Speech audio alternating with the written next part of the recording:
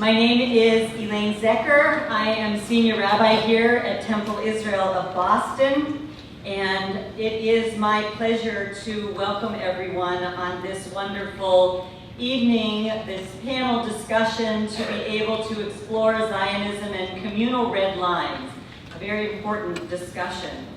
And so, in saying welcome to you, to say, Ruchim Habayim, blessed are you in being here, that a bracha is also a gift. And it's a gift to be able to engage in a discussion. And I welcome this conversation. We at Temple Israel welcome this conversation very much, to be able to speak about Israel in all the different ways. But speaking about Israel makes me think of the Talmud. So I brought it, just one book. I won't be reading many pages, but I wanted to share a part here because I think it lends itself to this discussion tonight. And it's in, just in case you want to follow along in Sefaria, it's on page 13b in Eruvin. And on this page, there is the discussion, which I love, that took actually 3 years of between Beit Shammai and Beit Hillel. They're making a point, they're arguing with one another, and they're trying to figure out which halacha is right. And then a heavenly voice comes down and says, Elu ve'elu divrei Elohim chayim. These and these are voices of the eternal, of the divine, and that they're living words, living words. Now, also on this page, I have to say, is one of my favorite arguments, and that is an argument that took 2.5 years. So if you think you're in a long argument with someone that lasts like the night, then you can see that the Talmud has a lot more going on us. And they asked the question, so would it have been more pleasant for a person not to have been created than to have been created? Or would it have been more pleasant for a person to have been created than not to have been created? So let's just ask ourselves, do you think it's better that people were created than not created? How many people would vote yes on that? Okay, I noticed that not everyone voted. So that, I'm going to make the assumption, goes to the other side. And so here in this text, what they did was, it says, they voted. They didn't try to figure it out. They voted, and they decided that it actually would have been more pleasant for a person not to have been created. But here's the issue. We're already here. So what do we do? So they answer by saying, okay, well, since we're already here, let's just say that a person can search one's deeds. Yifash pesh, great word. To search their deeds, and they think of that as looking at the past. But then others say that they can actually examine their deeds, yimash mesh b'masa, that they can examine their deeds by looking into the future. So we can spend a lot of time saying, should Israel have been existed? Should Israel not? We could ask that question, but it's here. So do we want to search its deeds, looking in the past of all that has happened, or to examine what is possible in the future, of what way we want to go forward? And that's why this discussion tonight, these wonderful panelists, to be able to be here to enlighten us, and they won't be here for 2.5 years, to be able to, right, to examine this idea. So we welcome tonight Laura Atkins, who's the opinion editor of the Jewish Telegraphic Agency, and has many other attributes to her, and you can read about that. And we have Peter Beinert, who is the professor of journalism and political science at the City University of New York, and a dear friend, Temple Israel, and Lex Rothberg, who is a Jewish educator and activist, and also is the host of Judaism Unbound podcast. So we are very fortunate to be able to have our panelists for JCRC to enable all of us to have this conversation and to be engaged in examining and searching what Israel means, can be, and as we go forward. Thanks so much. Welcome.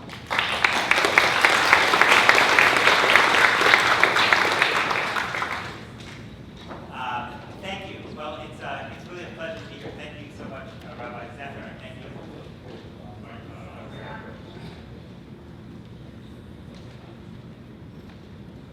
How's that? Okay. Can you hear me now? All right, a little better. Okay. And I want to thank Rabbi Zephyr and Jeremy Burton and July Postel and Temple Israel in general for having us. It's really it's a real pleasure to be here. It's a particular pleasure for me that now I've reached an age where I get to be the kind of elder statesman on the panel. There was a bunch of years ago, someone wrote an article, I remember, and they said I was like the enfant terrible in the American Jewish community. So I feel like now, I may still be terrible, but they can't call me an enfant anymore. So I appreciate that. And in particular, I want to say that I'm really very, very grateful to the folks at the JCRC for making this possible. This is a conversation about Zionism and red lines, in which I personally, and perhaps others on the panel, don't necessarily take the same perspective as the JCRC does about where those red lines should be. And I think it shows an unusual and really impressive degree of intellectual openness and kind of self-confidence for a Jewish organization to be willing to go out of its way to create an organization that gives a platform to people who don't necessarily agree with the decisions that it's taken. And I think hopefully that could be a model for all of us, because the need for greater inclusivity, the need to listen more carefully to people who we disagree with is not the province of any one side in the ideological debates inside the Jewish community in the United States. It's the narrow-mindedness, it can be found just as easily on the left as it can be in the center on the right. And so Maimonides said, through knowledge, love. And my hope is that through this conversation, we will act in that spirit, and I feel like the JCRC has already done so by making this possible. So the conversation is about Zionism and red lines, and so I think perhaps we should start a little bit with the question of what Zionism is. Maybe not as self-evident a question as is sometimes assumed, I think, in Jewish spaces. So maybe, Laura, maybe I'll start with you. For you, what is Zionism, and how should we think about it in the Jewish community? Sure. I'm going to do, can everyone hear me? No.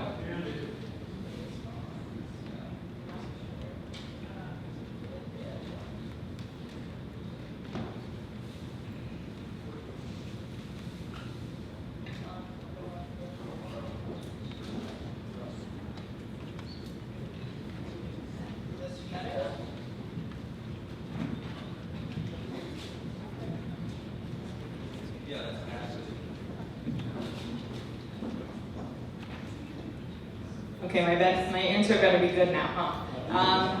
So I'm going to take it, I'm going to answer Peter's question and an additional one.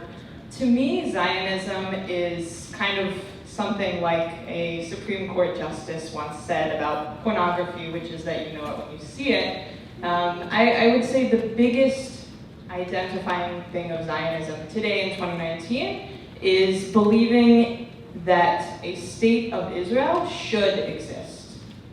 I would say liberal Zionism, which I personally ascribe to, goes a step further and says that a Palestinian state should also exist, that minorities that are not Jewish within Israel should have equal rights, and has an element of pro-capitalist sentiment that did not necessarily exist in previous iterations. But I think the biggest unifying feature of all Zionisms is that Israel should exist.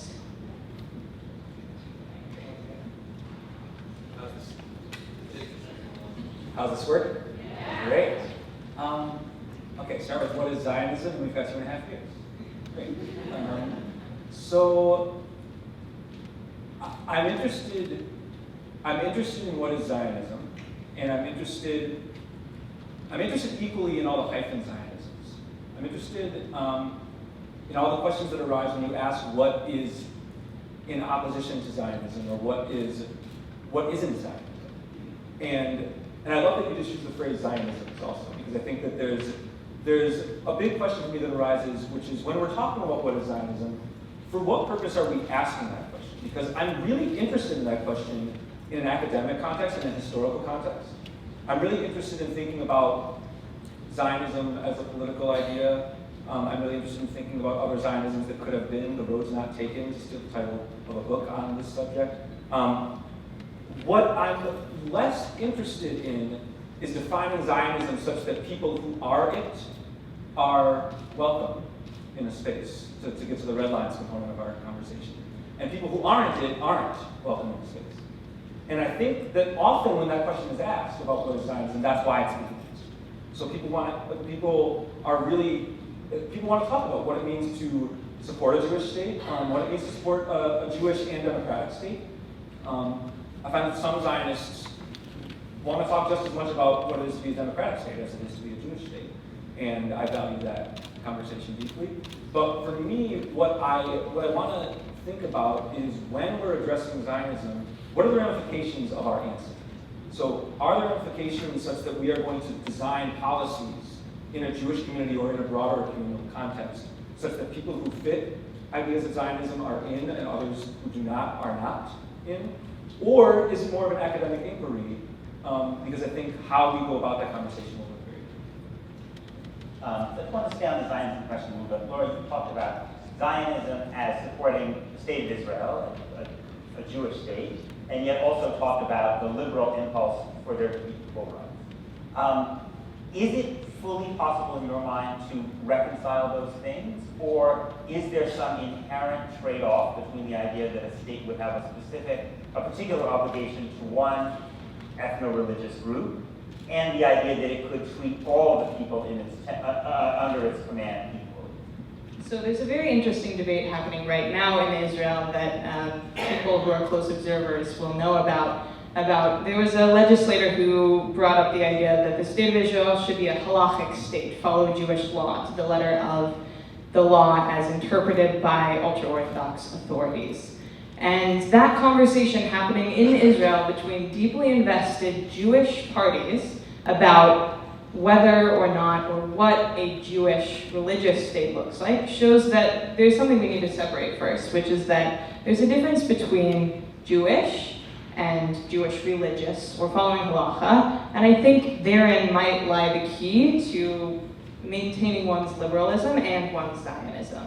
You can be proudly religious as I am without thinking that everyone needs to follow halacha, or that you need to treat everyone in your country according to maybe older interpretations of halacha. And I think when you're looking at a state that does ascribe to Jewish values rather than particulars, you have a lot more wiggle room in how you treat minorities in your midst, which is not to say that halacha doesn't also mandate that, it does.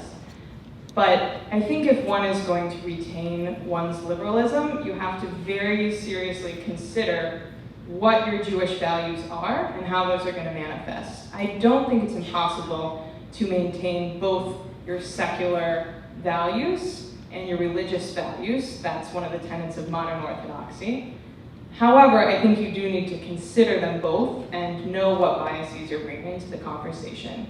There's also the question of whether in practice those two values are being maintained. I don't know that Israel is living up to its Jewish ideals either.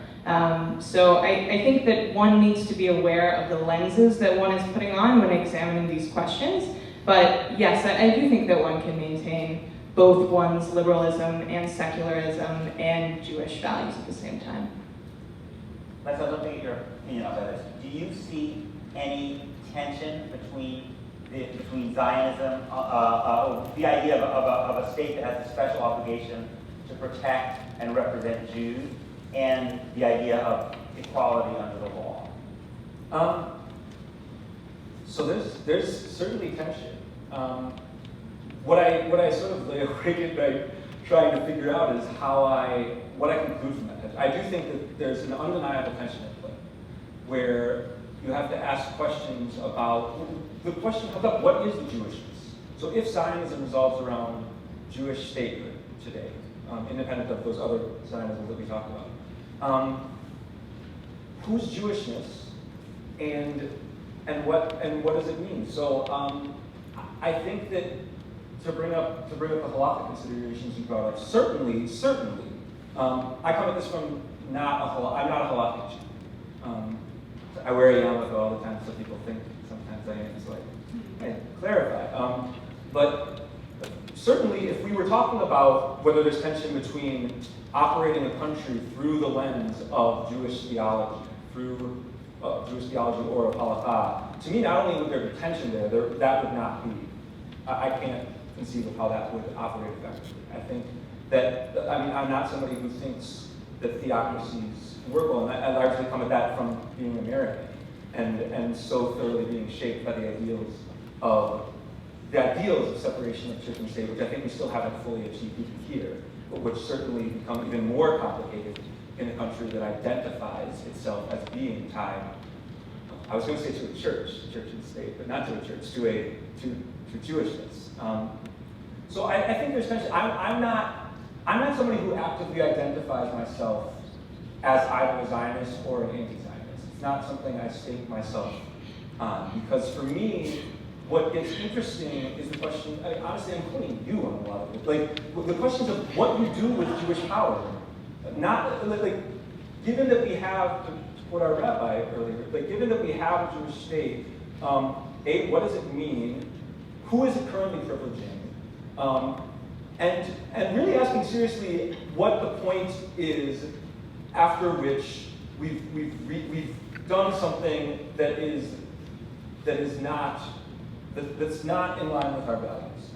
What is our line that we're going to draw such that when the Israeli government crosses it, we're going to say, this is not something I can support. It's not, like you've talked about the elasticity of support for Israel, about how people will stand for Zionism, and then the goalposts keep getting moved, such that when Israel takes X, Y, or Z action, we find ways to still support it, because I think that we're coming from a space where we care more about being the identity of Zionists than what it might mean on the ground. So I'm dodging the question to some extent, but I do think there's tension, and I lose sleep at night wrestling with what that sort of means. But I don't conclude that I'm sort of not a Zionist, or I definitely am.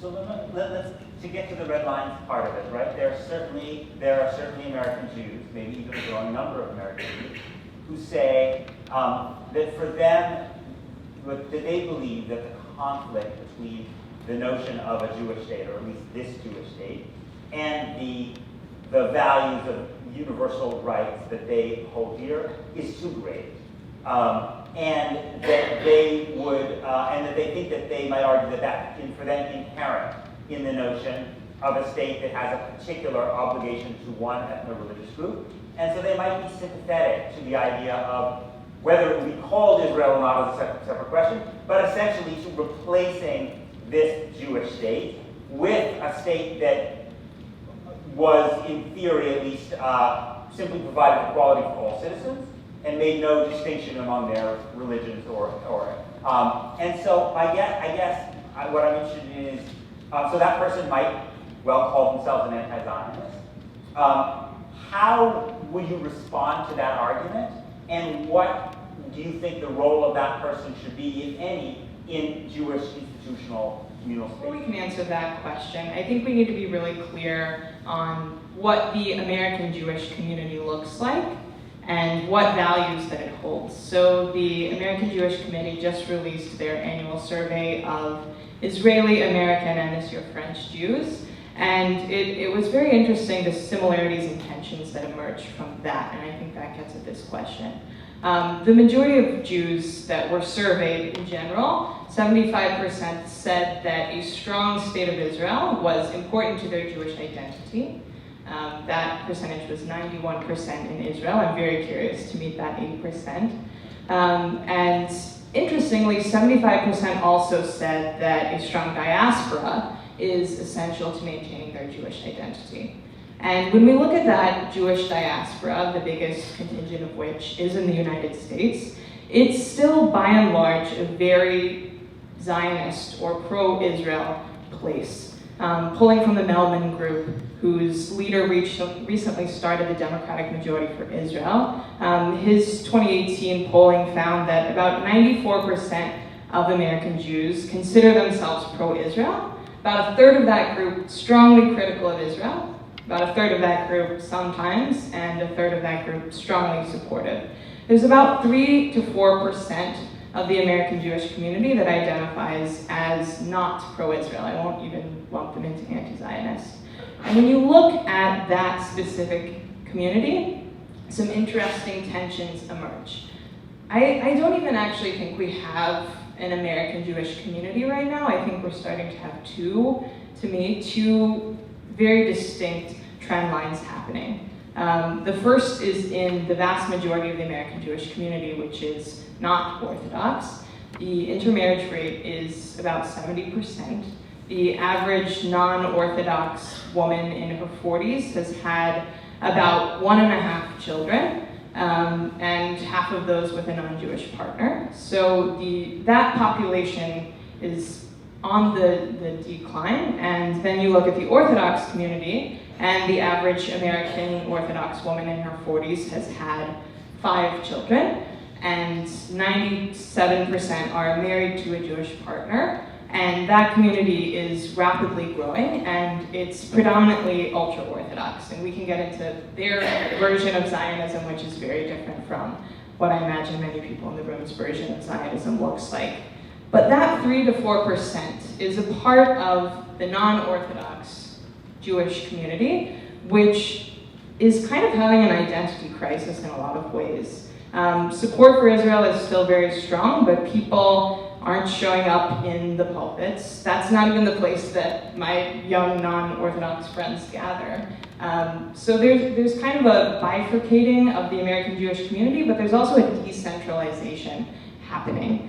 And one thing that often gets lost in our mention of the great debates about Hillel and Shammai is that in order for a debate to be for the sake of heaven, we have the underlying assumption that people are arguing in good faith and are part of the same kind of goal for what they want their Jewish community to exist within the framework of. Beit Shammai and Beit Hillel were not as dramatically different in some ways as our American Jewish community is.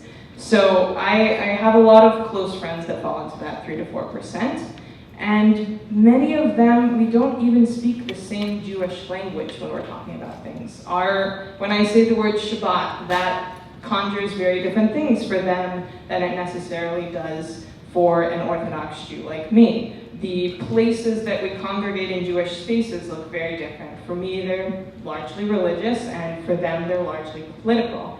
A lot of that 3 to 4% doesn't identify with any denomination of Judaism, so most of their Jewish values manifest in political spaces that might be strongly Jewish, but don't necessarily have a tether to what we think of as the establishment Jewish community, if we pretend something like that exists. So before I would, draw lines around communities,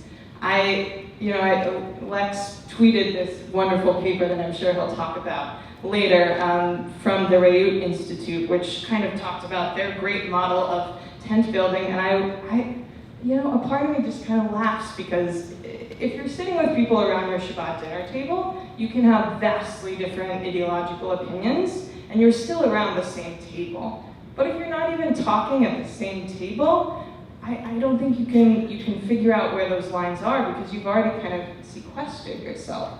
So, look, I'm not from Boston. I live in New York. I'm not going to tell Boston Jews where they're allowed to sit and draw lines.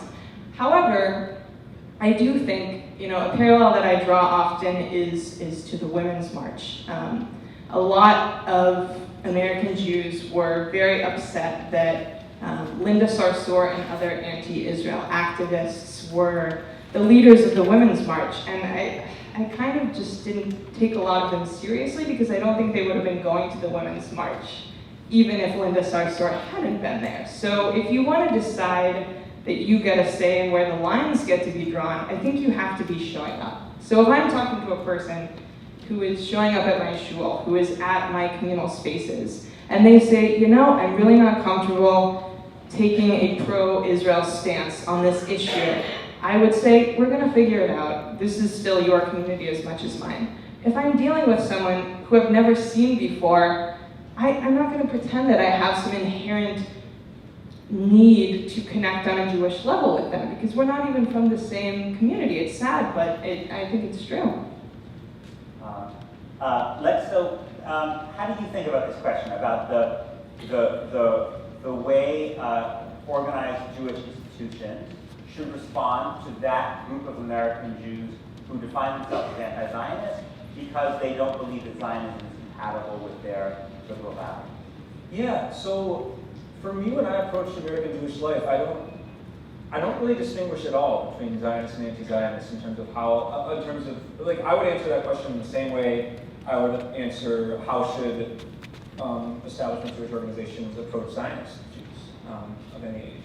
Because, I'm reflecting on the argument for the sake of heaven piece that you brought up. So we started with the Talmud, and so now I'm Talmud minded. That quote about arguments for the sake of heaven, it frames Hillel and Shammai, their arguments, as sort of the correct kind, and for the sake of heaven. And then it follows up and says, the wrong kind is between Korach, we just started the book of Numbers this week, is between Korach and sort of this, I'm not going to get the words right, so don't get too many, but it's between Korach, who represents sort of the rebellious crew of the Israelite nation, and he rebels against Moses and Aaron. And that text has been very important to me over the years. A, because I've been called Korach, so that makes you want to learn effectively. What do they call it? But what I think that reflects is when we talk about the Jewish community, so what I would ask of the Torah is the Jewish community the group of people who were on Moses and Aaron's side in that debacle, such that when Korach went up against them, he was against the Jewish community? Or was Korach himself a manifestation of part of the Jewish community? Like for me, Korach is not more or less part of the Jewish community than Moses. I think in Sunday school, some of my teachers would like me to think he was. But the more I reflect on it, the more important it is to me that I look at the Torah and I say, you know what? Korach's voice mattered. He was saying that a couple people at the center were getting way too much bandwidth in the communal conversation. By the way, literally, only a few people got to talk to God. We don't think about that. Only a couple of people got to talk to God of the entire Israelite nation, and the rest had to trust them, that they passed on the message correctly. I'll be honest with you, I look at that story and I'm like, I kind of get where Korach's coming from. I think that was an argument for the sake of heaven, and I think the rabbis were wrong when they said that it was the paradigmatic example of not an argument for the sake of heaven. So when I map that onto the contemporary Jewish world, I want to say, okay, who are our Korachs? Who are the people that we're saying are against our community, who actually are speaking from a loving place on behalf of that community, but figures in certain corners would like to paint them as the enemy? That's the question I ask, and my number one answer right now is anti-Zionist. To get back to the question you asked, my number one answer is people who decry or express concerns or express questions about the state of Israel. Because I'll be honest with you, it's not God, it's not the atheists. Look, we're talking. I mean, the subtext of this meeting, like Workman Circle is an organization that for 100 years more has been very straightforwardly secularist. And we're not talking about whether like God belief is something that we should draw lines in our community around. Like I think in the Talmud, like they look at us like, wait a second, you've got a bunch of people in your room that don't even believe in the basic premise. Like they wouldn't understand. So for me, the fact that we would even ask as if an axis of separation is anti-Zionists and Zionists. Like, all those people to me are in this conversation. All those people to me are, like, if they're Jewish, or even if they're if they're regularly in spaces that identify as Jewish, like, we need to be making those spaces welcoming. And so my questions would not be, like, I can't get myself to ask, like, where I would draw the line and, like, which remaining group would still be on the outskirts. Like, for me, I have to ask, like, how am I going to draw this diagram such that everybody in every perspective really is in? And if there's not an answer to that, what does that reflect about me and my institutions? Not what does it reflect about the people who don't fit our definition.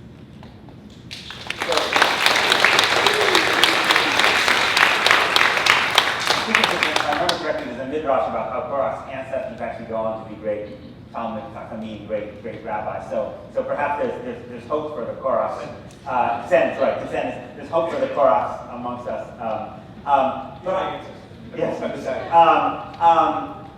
But I guess the question that I would ask you, Lex, is if one, therefore, as I think if I'm interpreting correctly, you don't like the idea of drawing a red line between Zionists and anti-Zionists.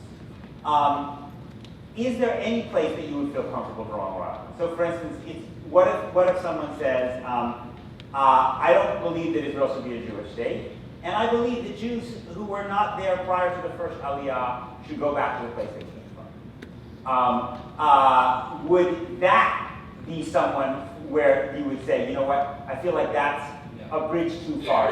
Yeah, so I'm a Jewish educator, and I am in a variety of spaces where I'm usually not talking about Israel. I rarely talk about Israel compared to a lot of other sectors, but I've been in many different denominations, not just Orthodox, in many geographic contexts where I'm doing a conversation about Israel, and somebody will literally say, we should bomb Gaza. We should wipe it out, done deal. Like, this is something that people will say.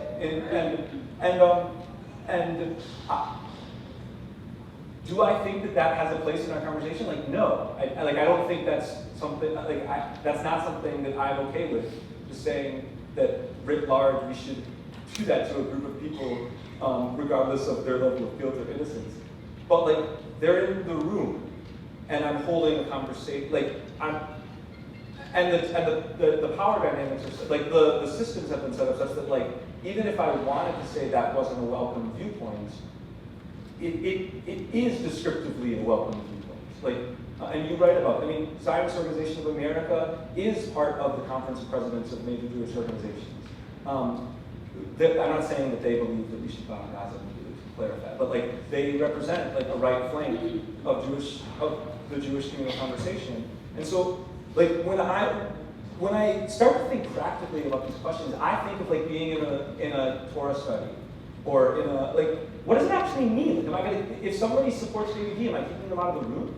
Like, it usually doesn't mean that. It's usually that these policies exist such that you're creating a symbolic, you're creating a state, you're making a statement about what you would like the Jewish community to be and what you would like to think, such that people who don't think it are less than. And it creates a set of institutions where, to go to your point about the people who are in the room at Shabbat dinner versus those who aren't, like, it's harder for people who don't fit the prescriptions to come into the rooms in the first place. I read an article in JTA today by Ben Sales looking at Tzedek Chicago, a non-Zionist congregation in Chicago. And, like, here's an article about a non-Zionist congregation. Can we think, like, I want an article about, the headline, all the other congregations in Chicago are Zionists. We don't need to say that. But, like, there's Israeli flags in most sanctuaries, not all, but in many sanctuaries. And the default of our Jewish spaces is such that Zionism is seen as the norm, and others are seen as marginal. I don't know about you, but I don't always look to enter spaces where I am marginal. It's a hard thing. It takes effort. And even if you really cherish and desire what that space stands for, if it's worship, if it's Shabbat dinner, if it's looking at Torah, like, asking somebody to go into a space where they're worried that a basic part of them is is questionable. People don't want to do that on a Saturday morning or on a Friday night. And by the way, a lot of them more and more are setting up their own institutions. They're setting up their own spaces. And so my question less and less is like, could JCRC or could other organizations welcome them, and more, what will it look like as those separate institutions arise? Like, when we have two parallel conferences of major Jewish organizations, one of which is the Zionist, I do think that I think that there could be a future in which that happens. What will that mean? Will Jewish peoplehood be the same kind of thing? I don't know. But I feel pretty strongly that we should at least try to create situations where that Torah study can have somebody be on either side of the conversation. Well, I want to go back to your comment. And if I understood you, I think you were trying to think about what the motivations of a person who was anti-Zionist was, what effort they were making to try to be in community with you, and I recognize that, as Les was saying, it may well be that such a person might not come and into some of the kinds of communities that you're talking about. Although I do think it's maybe worth noting that one of those congregations that you'll notice that never has the Israeli flag is Chabad, right? And doesn't say halal and Mahmoud. So maybe Chabad could be the place that, with its very strongly anti-Zionist heritage and currently very right-wing politics, could be a weird kind of bridge. But I'm wondering if you do encounter such a person, what are the kinds of questions you would want to ask them, or what would be the kind of conversations you would want to have? Because I get something wrong. My sense is that you are trying to figure out whether you think you want to draw the red line with them in or with them out, and you want to know more about them, and you want to know more. So tell me a little bit about how you would conduct that conversation.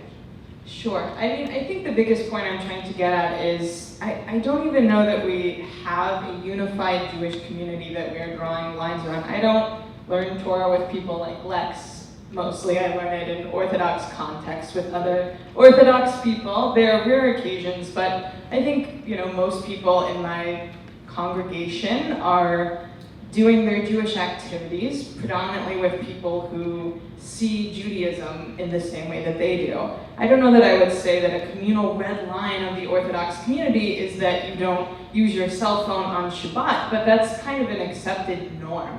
I'm less concerned with red lines than communal norms. And I think when we're having this conversation, what we're really trying to get at is who's steering the ship for where this thing is going. I think we're still at the point where anti-Zionist voices are a very small minority of those Americans who identify as Jewish, but the majority of Americans who identify as Jewish don't necessarily even see themselves as Jewish by religion. So I think we're going to kind of have those two ships that you envisioned. I do think we're going to have a future where there's a Jewish community that looks largely secular and is going to be challenging the state of Israel, whether that comes from an anti-Zionist perspective or just trying to make Israel be a better place. I think often those goals are one and the same, but not necessarily at all. I think that there's also going to be this community that exists around religious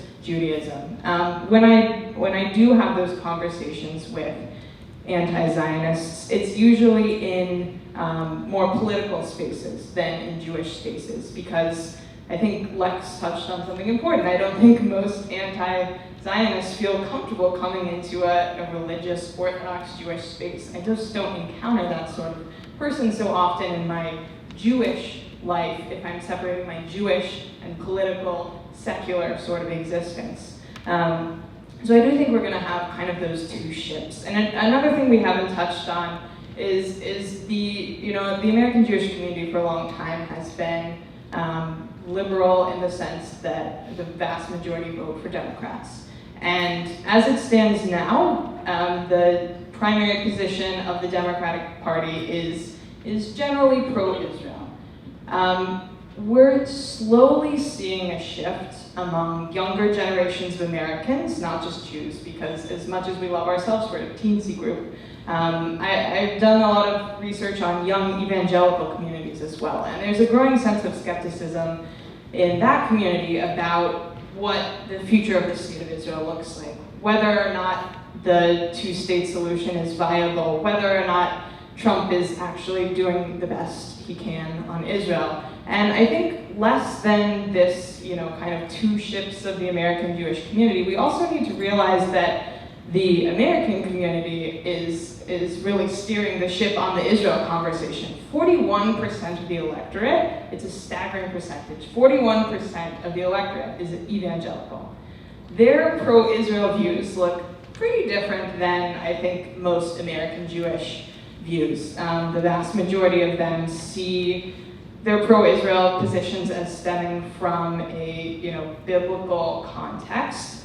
They don't have a liberalism that they're struggling to protect when they're looking at the state of Israel. And I think we need to be frank with ourselves and realize that the conversations that are currently happening about Israel that matter on a political stage are not actually happening with Jews, other than maybe Jared Kushner and Ivanka. They're happening with evangelicals, and they're happening with a political community that does not house many American Jews. So I think it is important for us to figure out how to deal with the fact that a growing percentage of American Jews are anti-Zionist, but I think it's more existentially important to figure out how we're going to grapple with the fact that most Jews are not going to be represented by the type of pro-Israel community that's actually steering the policy ship. So again, this imaginary anti-Zionist friend, it depends on which one of my real friends I'm talking to, but I'm probably going to say, how are we going to keep Trump from getting reelected? I'm not even going to be having a conversation about the specifics of our Israel policy, and most Jews don't vote on Israel. The slight majority of American Jews in October 2018 said they actually think that Trump is doing a fine job on Israel, but only 6% said that means they're going to vote for him. And so when we're looking at things that actually matter in terms of where Israel is going, that's the more important conversation. I think if I'm being approached by someone who wants to participate in the same communal institutions that I am, it depends on the context. If it's a religious context, there's no reason that we shouldn't be doing an inclusive job of bringing not only anti-Zionist Jews, but a diversity of different religious approaches into Torah study. I think that's really important, and I think the rare times that I do get to study Torah with people that aren't Orthodox, I learn so much more that enhances my religious and Jewish values. But we have to be wanting to have that conversation. If we're talking about Israel, no, I'm not going to say that I want an anti-Zionist on my shul's Israel Day Parade planning committee. It's just not going to be a productive conversation. So if we're talking about truly Jewish, religious, text study things, if we're talking about Jewish things that don't manifest in a Israel-centric way, I think that's an important conversation that's actually very dire because, again, our communities are drifting apart on that. I think if we're talking about Israel, the more important conversation for American Jews to be having is how are we going to keep the Israel conversation from being co-opted by people whose vision of Israel is not Jewish. Just very brief interlude to say that you all have note cards and pens. Now is a good time. If you have a question, please write it down on your note card, pass them to the end of your row, and we'll have volunteers pick up the cards and get the questions up to the front.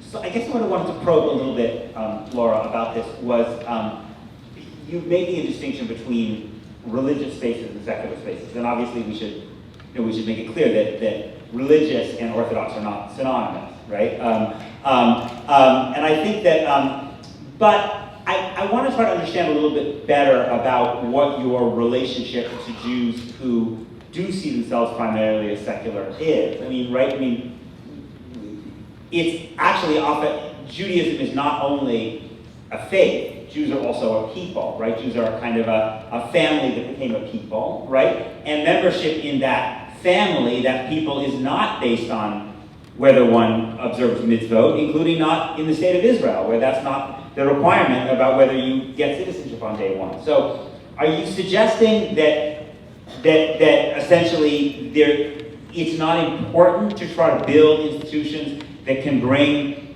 secular and religious, Orthodox and non-Orthodox Jews together, or am I misinterpreting?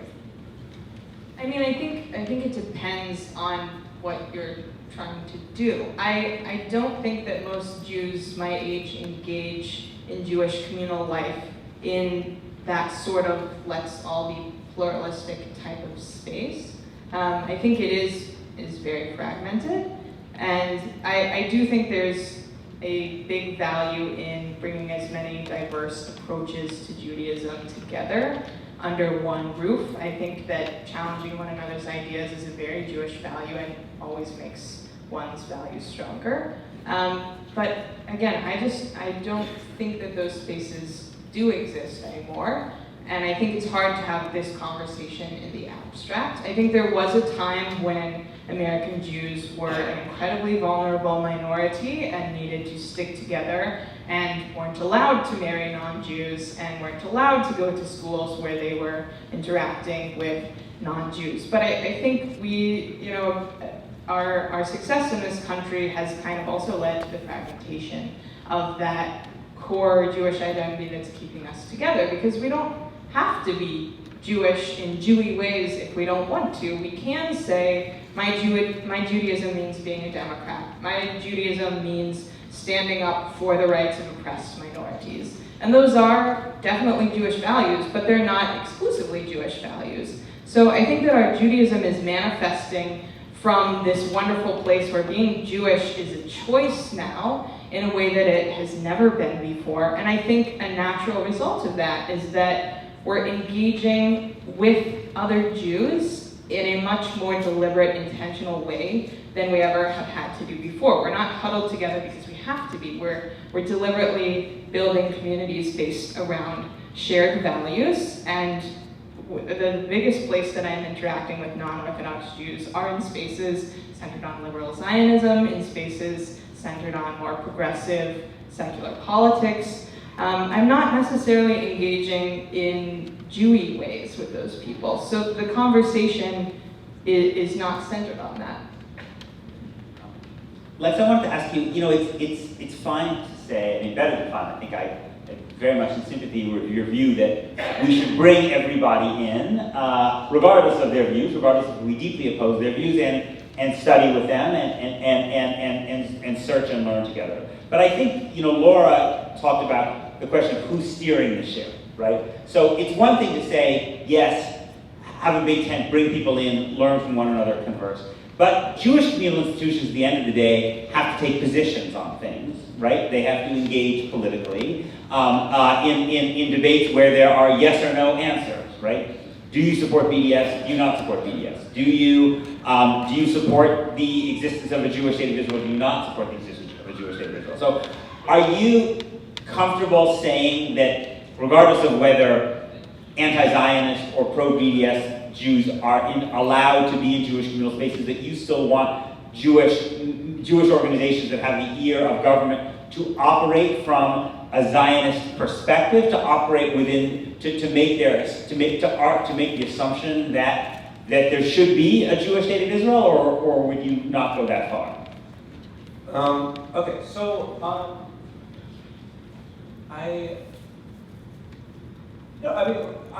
reflecting on a few things that came up. One, I'm going to answer, but I want to reflect back. You made a really important reference that, I'll be honest, it threw me for a second. You mentioned the Shoals Israel Day Parade Committee, and no, you don't. No, I don't think somebody who's an anti-Zionist should be on the Shoals Israel Day Planning Committee.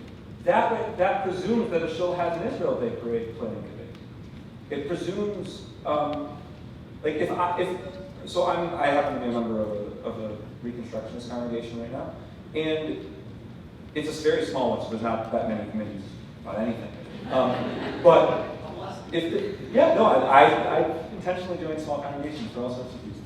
But if there were an Israel Day Parade Planning Committee as part of the synagogue structure, I would have an issue with that, and not because I have my pensions and questions. I would equally have an issue if the congregation had a committee that was if a congregation that claims to be politically pluralistic had a really intentional presence at an anti-Zionist rally, like I would have equal issues with both of that, because places that identify as politically pluralistic, and I think about most synagogues, they think of themselves as open tents or broad tents, and they try to be there for a wide variety of political perspectives. If that is simultaneously happening with teaching in a religious school classroom, like Zionism, like the belief in the state of Israel is good, my confirmation gift was the book Why I Am a Zionist. Some titles like that, like Bill Troy. Like my gift for finishing religious school was that book, and that's disconcerting to me. And it would be, and by the way, if it was Why I Am an Anti-Zionist, that would be disconcerting to me, because we've taken for granted, without thinking, that the default is Zionism. And first off, it's not new. I'm nervous about the frame where we think that some of these dynamics are new, because my great-grandfather immigrated 100 plus, about 100 years ago, and immediately, by the way, he was a member of Workers' Circle, worked men's circle, and immediately was on the soapbox in New York speaking for socialism. And there were tons of these people. I mean, this is not news to anybody in this room. Like, the secularist, and by the way, I have trouble with the idea of secular. I actually think that all of this merges together, and what we deem secular is very deeply religious, and what we deem religious is secular. But like, this has been going on, and we've just constructed institutions that center a certain subsection, and we presume that that is everybody. And so we have organizations like in the early 2000s at Hillel International, whose national motto was wherever we stand with Israel. Well, that's a prescriptive statement. Descriptively, the reason why they had it was because there's a ton of students on campus that were starting to not stand with Israel. So I just, like, I want us to back out, and when we think about the Israel Day parades, say, why are we taking for granted that that's a committee? What would it be for it to not be a committee, and for us to have the really intentional conversation when the Israel Day parade happens? Like, what should we take from this? How can we, and by the way, when I'm an educator, I don't like giving my politics in the room. Like, what can we learn from this? What can we explore from this? All of those reasons. I didn't answer your question very much. Can you help on the Maria?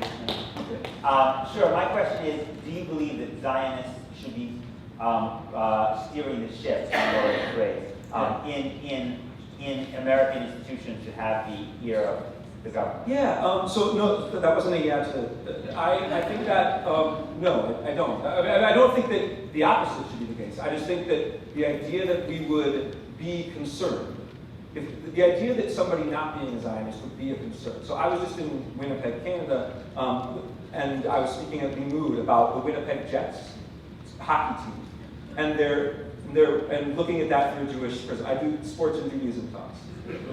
I was talking about that, and I was giving a presentation about digital Judaism. And the fact that I am affiliated with it now, and that I've said things about how I am not a Zionist, and I'm also not, they don't include the part about how I say I'm also not an anti-Zionist. But I've said I'm not a Zionist, and I've said that I'm a member of it now.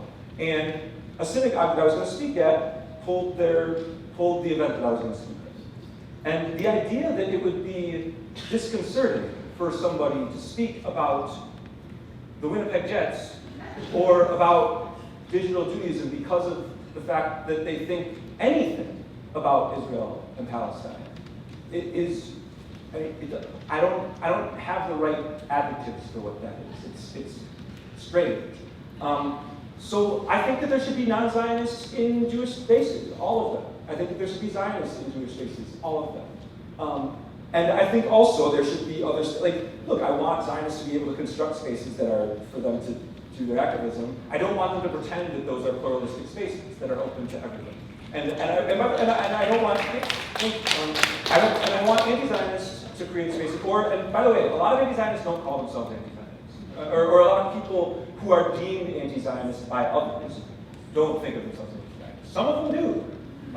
But we could use that conversation too, because we we presume that like everybody who isn't Zionist is kind of roughly in the same antagonistic place, and we don't poke into the differences between the nons and the antis and the posts and the ambis. I've had somebody who called himself ambi-Zionist. Ambiguous. Like, I think, to me, it's like, I want Zionists at the center of Jewish spaces. I want non-Zionists at the center of Jewish spaces. And I mostly want that not to be the defining feature of them.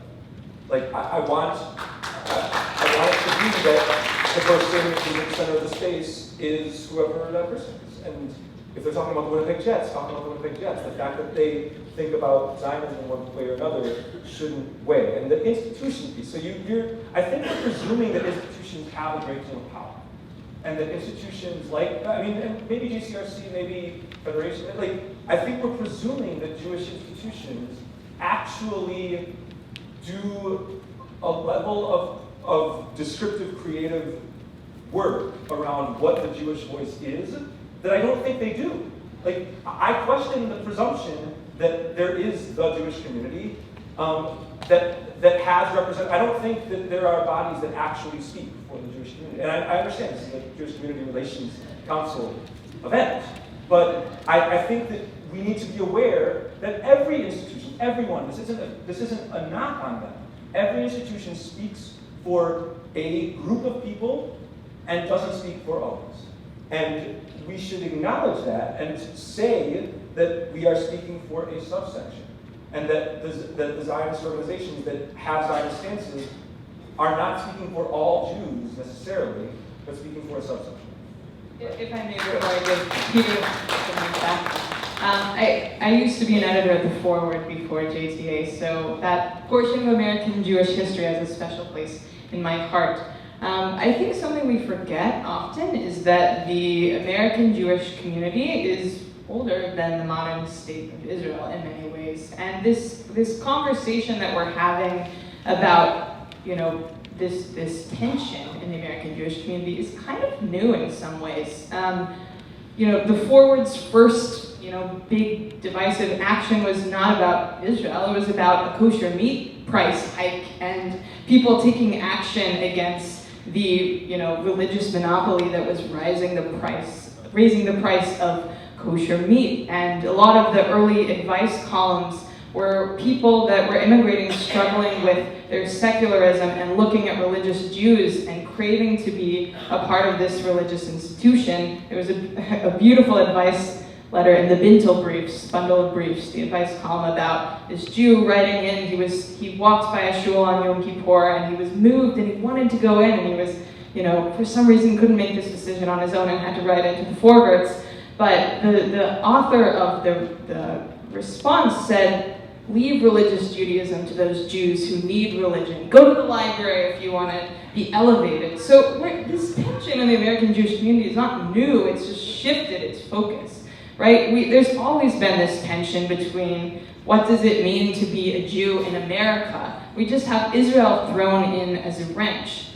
So I do think that it's kind of silly to pretend that there's communal organizations that speak for all Jews. We're a notoriously divisive and divided people. But I think we need to acknowledge that the state of Israel is not the existential challenge facing American Jews. My favorite piece that Peter has written has nothing to do with Israel. It has to do with how you should be bringing your kids to synagogue, not just on the high holidays, and celebrating Judaism. If you want them to actually love Judaism, you shouldn't bring them to the boring parts, right?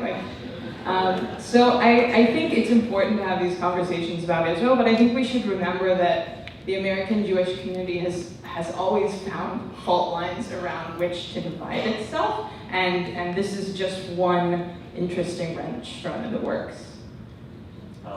This is only tangentially related. That reminds me of a comment I heard from my daughter just the other day, where she said, she called me Baba. She said, Baba, we spent less time trying to get Israel out of the West Bank and more time trying to get Ezra out of my room.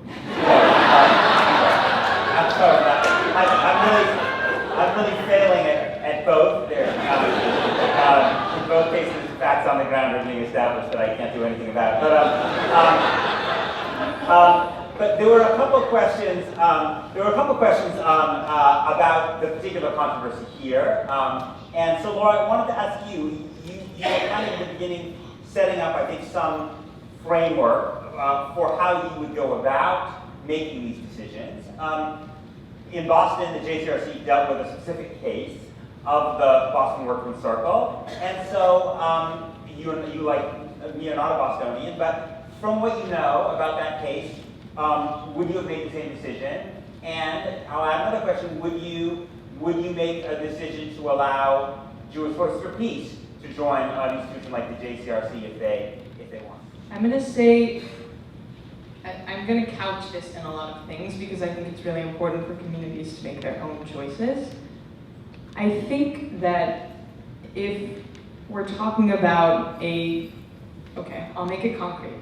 No, I do not think that, I think it's sad that the Boston community got to the point where a divisive issue that led to someone being, or a group being ostracized from the leadership of Jewish communal choices, I think it's sad that it came down to a question over Zionism. I think that, again, the vast majority of American Jews are Zionists, and one shouldn't expect to necessarily change that. However, I think that we need to remember, or perhaps define, what the purpose of a Jewish communal institution is. And if we want to say that that purpose is to advocate for political action around Israel, and that is, the strongest pillar of our community, then no, I wouldn't say that JVP or anti-Zionist groups would fit in that, and I don't think they would want to be. But if we are to say that a Jewish communal institution should exist that advocates for Jewish things outside of pro-Israel things, and often I think that, as Lex told me in some of our conversations, the religion of Israel has replaced the religion of Judaism. I think we have a choice to make, and one of the signals that me in New York sees from this whole controversy from afar is that the Boston community has made a choice that this is going to be a fault line. I don't want to say that that's objectively a bad or a good thing, but I do think it's troubling that we don't have I don't have other values to point to that I can say the Boston Jewish community cares about. I only know from afar that this is the value they care about. And, again, I can only speak from my own perspective as an Orthodox Jew interested in all kinds of other facets. Most of the Orthodox community isn't necessarily Zionist. I do think it's sad that we've allowed Israel to become what defines us as a community because we don't steer that ship. So that is kind of sad that something that's largely out of our control, whether it's ceded to the evangelical right or to Israel itself, has become our identifying feature. So no, I'm not going to tell the Boston community who to let in and out of certain spaces, but I do think it's kind of sad that this has become the divisive and defining issue.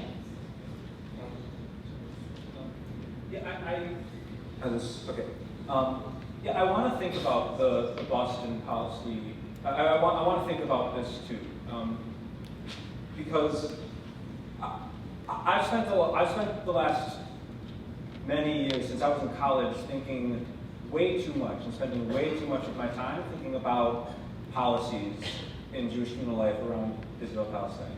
And I want to name some things. This policy and most policies don't actually say that if X, Y, or Z person is an anti-Zionist, or if X group is an anti-Zionist, they're not welcome. What it says is if anybody partners with groups that do that the groups who partner with them are now questionable. And some people, it's actually interesting because I'll be in conversations about largely Hillel conversations. This often manifests on campuses. And people will say that as a defensive piece, as if that's better. They'll say, no, we're not saying that anti-Zionists aren't welcome in our space. We're saying that if you are associated with them in any way, that you're not welcome. No, I'm not saying this. I mean, I appreciate the laughter, but there's a history to this. It's not accidental, and this relates to the paper that you brought up. Like, this isn't accidental. This is not accidental. In the early OOs, what do we call that? Aughts. In the late aughts and early teens, there were very intentional conversations, largely led and pioneered by the Reid Institute, specifically intentionally saying how to make these policies. And they led to things like Hillel's Standards of Partnership. They led to things like either Federation or JCRC in San Francisco. And those were direct results that Reid talks about being in conversation. And then there's indirect results that I would argue are things like even contemporary 2018, 2019 policies, like this working circle one. And I'll read to you from it. It literally says, as part of it, in bold, you can Google Red Lines Reid Institute. It says guilt by association. This is on their website. It has been since 2011. The title is Broad Tent and Red Lines, an approach or something.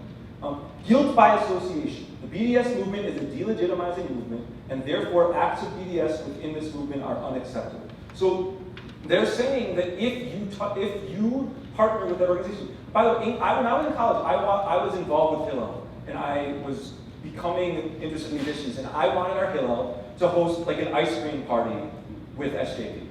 Like, totally... Say what SJP is. Oh, sorry, with Students for Justice in Palestine.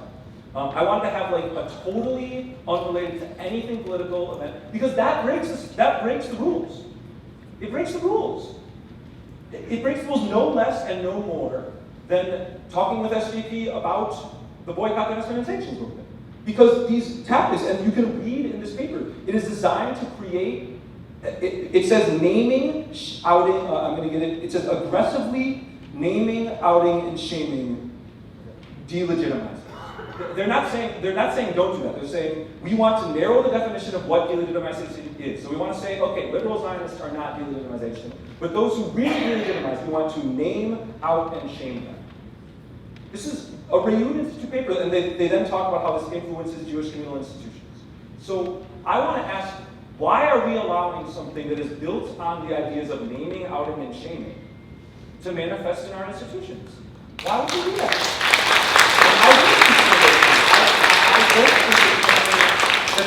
I don't think this depends Jewish community by Jewish community. I think there is no place that I'm comfortable with saying you can build a policy on that.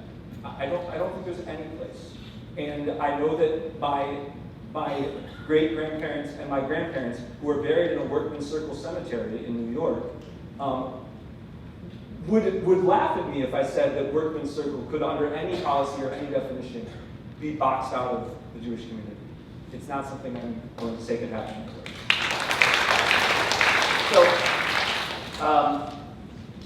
So let me play devil's advocate a little bit to this, right? And I may be closer to Hillel, but let me try to sound like Shammai on some of this stuff, to make an argument that I think is widely held in some elements of the organized American Jewish community, the American Jewish community, but maybe not been reflected so much on this panel. So I'm going to try to channel more Klein here. So I think one of the things that, the reasons that there are many American Jews who say we need to erect a red line against anti-Zionism is, for them, what anti-Zionism means is you take away the protective hard shell of the Jewish state, and the Jews of Israel, who represent close to half the Jews of the world, are in grave danger. Grave danger, right? Secondly, that, and this is something Yossi Klein Halevi and Daniel Gordis both say a lot, that you take away the hard shell of the state, which protects that powerful, vibrant Jewish community, and or diaspora Jewish life is immeasurably weakened and reduced because the self-confidence that we have as American Jews is so deeply connected to the fact that there is a Jewish state in the world. So while you, I think, are talking about anti-Zionism as if it's one perspective among many, which should be thought about, which has, as it certainly does, which has a long Jewish history, which could be, because I think there are many in the American Jewish community who see it as an existential threat to Jewish life. And I think, I don't know to what degree you share that view, but I want to put that on the table and then ask you both to respond to that perspective. I think there's a big difference between letting people be in the communal conversation and ceding the point of view. I'm not going to turn around and say, you know what, JVP, you're right. We should dismantle the state of Israel. I should tell, the 50% of Jewry that lives there that they should just live in a binational state. I'm not going to pretend that I agree with any of the arguments they're making. I, as a liberal Zionist, do want to make the state of Israel better, but that's predicated on the notion that it absolutely should exist and is essential. I don't think that means I can't make American Jewish communal decisions with people who disagree with me. This may sound contradictory, but I have no problem saying and doing very Zionistic activities, because that is a facet of Jewish life that doesn't exist here. I'm not comfortable saying that the entire conversation around what it means to be a Jew in America should revolve around that.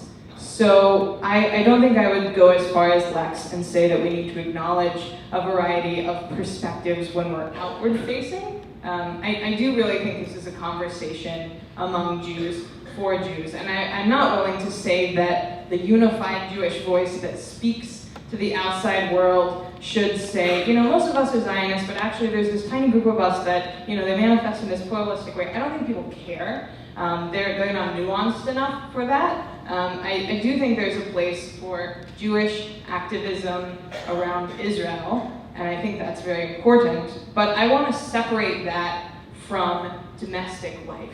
And I think it should be separated, because if your entire identity is revolving around this thing that doesn't even exist in your country, there's going to be something a little bit hard to deal with in your own psyche. So I want to separate those things. And it may sound silly to say I think the American Jewish line should still be, we support Israel and we are going to work to make it better, and also say, when we're here at home, everyone is welcome in our communal spaces and should be an equal player in making decisions about what happens to Jews here. Because I don't think that the shooter at Pittsburgh cared whether people were Zionists. He didn't. He cared that he thinks we're controlling the banks and politics, and most anti-Semites don't care about our Zionism. They may deify Israel as this, global cabal that is influencing politicians, but the hatred of Jews is the biggest threat, I think, existentially to our communal life here. And that's something that's not coming from a perspective of Zionism or not Zionism. It's something entirely different. So I think it's really important that we don't marginalize people when having those sorts of conversations, just because our political activism on an international scale may also be Zionist. I want to ask you, how do you respond to that person, that Jewish person who says, anti-Zionism represents a threat to Jewish life? I was that person. And I think a lot of people who become the non-Zionist or the anti-Zionist or the anti-whatever prefix Zionist, not only do we strive to empathize with those people, we were those people. Because we grew up in Sunday school, we grew up in places where that was taught to us as norm. And so, some funny but real stories about myself. I would go to the bookstore in Milwaukee where I grew up, and I would hide the books, I would hide the book Israel Lobby by Walter Mearsheimer, because I had read a book by A. Foxman that said that book was anti-Semitic and terrible, and I would literally hide it under bookshelves. My family friend owned the store. Maybe it cost $12. I was vigilantly the person who was certain that the Jewish state was what safety meant, was how we determine our safety. By the way, I'm not now the opposite. I'm not now certain that the Jewish state is like definitely wrong. I really do lose sleep at night about this. But I was that person. I gave a speech to my school. I gave a speech defending cast lead as it was happening my senior year of high school. Like, I think that we need to recognize that we're often talking about the same people, just at different stages of their lives. And so when we ask, it's funny, like I'm sort of saying that when I argue for the inclusion of non-Zionists or others, I'm actually arguing for the inclusion of Zionists too, just in a few years. And so I was that person. Like what I was saying is I was that person, and I understand. Like I understand. Like not only do we live in every recent and ancient, not only do we always have anti-Semitism to deal with, it is objectively, discernibly the case that there are forms of anti-Semitism manifesting in a bigger way now than they have in a very long time. I fully understand that. What I want to do is investigate deeply in classrooms and in Beit Midrash settings and in academic settings and in every setting. I want to investigate what to do with that, because I think the answer of Jewish state is not the only easy answer to that. There are important answers involving solidarity with other marginalized peoples in building a world of liberation that sounds utopian to some, but sounds like something we should strive for to others. So basically to sum up, I was that person. I continue to interact with versions of that person very frequently, without always trying to change them necessarily, because I believe that that person and me as a person are part of the same community.